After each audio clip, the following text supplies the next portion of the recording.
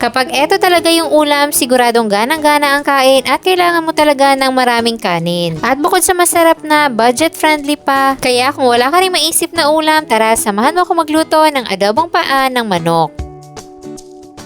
Kailangan lang natin ng 1 kilong paa ng manok at kung marami kayo, gawin yung 2 kilo dahil napakasarap nitong papakin. Lilinisan lang natin at tatanggalin natin yung mga dulo ng paa, yung merong mga kuko. Tapos magpapainit na tayo dito ng konting mantika at magigisa na tayo ng sibuyas.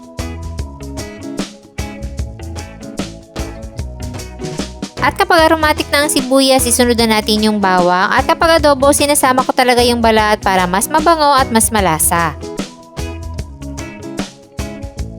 Then after nyan, isunod na natin yung paa ng manok. Igisa-gisa lang muna natin itong mabuti sa mantika.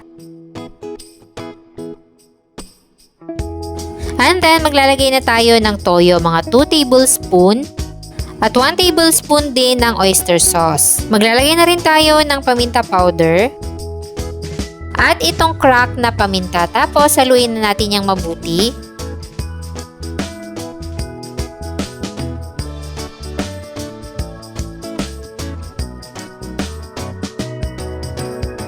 And then, maglalagay na tayo ng tubig. So, marami-raming tubig yan dahil palalambutin natin itong paa ng manok. At medyo matagal-tagal yan, mga 30 to 45 minutes.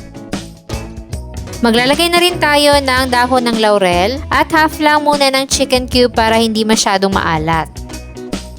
Then, takpan na natin yan at antayin lang muna natin na kumulo. Once nag-start ng kumulo, maglalagay ako dito ng atswete powder, pampatingkad ng kulay at maglalagay na rin ako dito ng suka. Huwag muna nating hahaluin, takpan natin ulit at antayin na lang natin tong lumambot.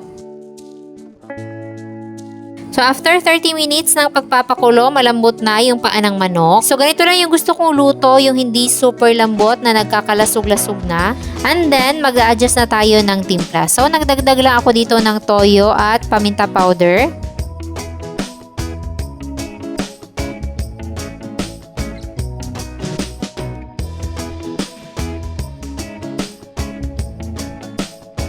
At kapag sakto na ang timpla, pwede na nating ilagay ang red bell pepper. So huwag nyo skip yan dahil isa yan sa mga lalong magpapasarap ng ating adobo.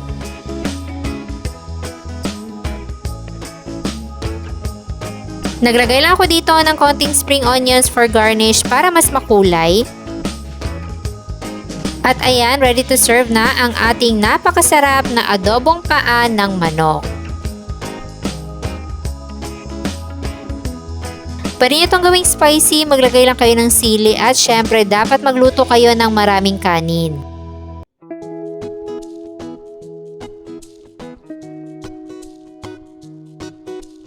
Nako, talaga namang nakakatakam at nakakagana talagang kumain kapag ganito ang ulam. Saktong-sakto sa lambot at parang kailangan talaga natin dito ng soft drinks. Kaya kung gusto nyo ring magluto nito, meron tayong kompletong listahan ng mga sangkap dyan sa baba. At sana'y nagustuhan nyo ang ating recipe for today. Enjoy!